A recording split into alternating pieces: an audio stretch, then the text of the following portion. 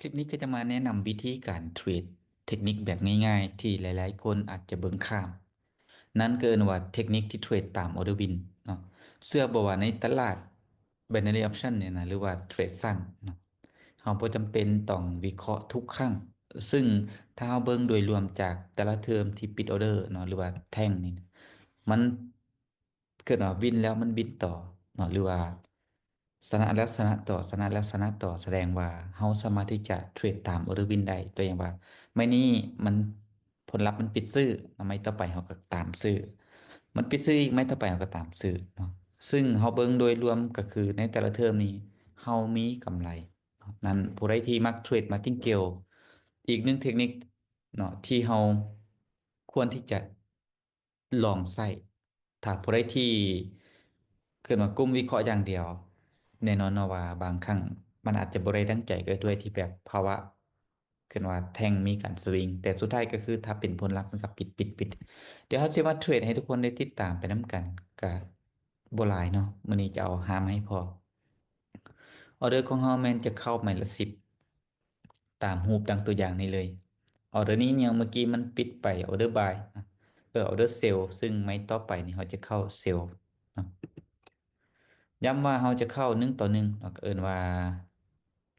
เป็นการเทรดแบบ Martingale ซึ่งในการ Martingale นี่แม่นจะคูณตั้งเส้นเขาไป101 ต่อ 1ก็เท่ากับ20เงินไว้เลย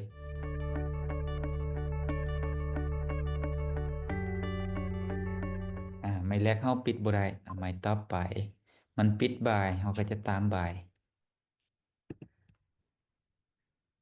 20 ดอล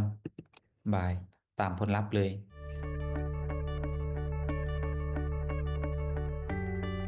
ย้ำว่าถ้าเขาเทรดแบบนี้นี่นะแมนยูว่าเขาอาจจะบริวินทุกไม่แต่ว่าเขาวินไม่มาติ้งเกียวซึ่งโดยรวมก็คือเขากำไรก็นั่นก็คือประสบสำเร็จในหอบที่เขาเทรดนั้นบ่จำเป็นต้องว่าวินทุกไม่โดยรวมเขามีกำไรอ่าปิดจ็อบไม่นี่เนาะเขาก็จะกลับมาเดิมต้นกรณีมันวินบายเมื่อกี้เนาะก็ตามบายอีกเช่นเคยไม้ที่สาม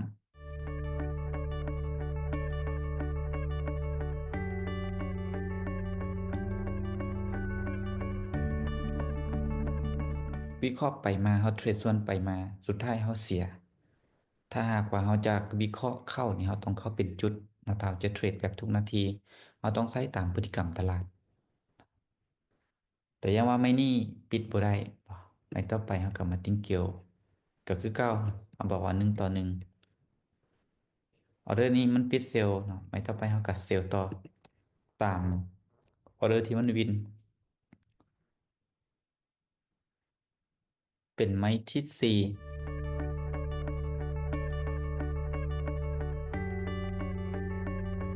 เทคนิคตัวนี้นี่เขาเคยแชร์มาหลายครั้งบอกว่าจะเป็นตัวแพลตฟอร์มก่อนๆที่เขาเคยเทรด หรือว่าตัวใดก็ตามแต่นะมันสามารถใส่ได้เห็นผลอ่ากรณีเมื่อกี้เนาะโบวินเขาก็จะมาทิ้งเกี่ยวอีกไม่หนึ่งเป็น1 ต่อ 1เมื่อกี้มันปิดบ่ายเนาะเขาก็ตามบ่ายอีก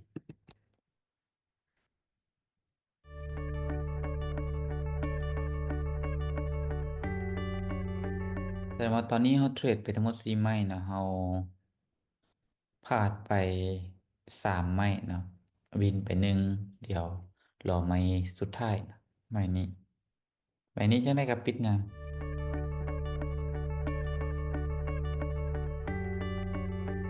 ณตอนนี้นี่ขนาดตลาดอยู่ในช่วงภาวะสลับเนาะเรายังเทรดหาไม่เรายังวินฮอต2 ไม่เนาะถ้าหากว่ามันเป็นจังหวะปิดต่อเนื่องเด้เราแฮงสิวินซ่อนเนาะหรือเราเบิ่งเทอมย้อนหลังนี่เนาะอยู่นี่มันปิดไป2 4 6 8 9 ไม่นะ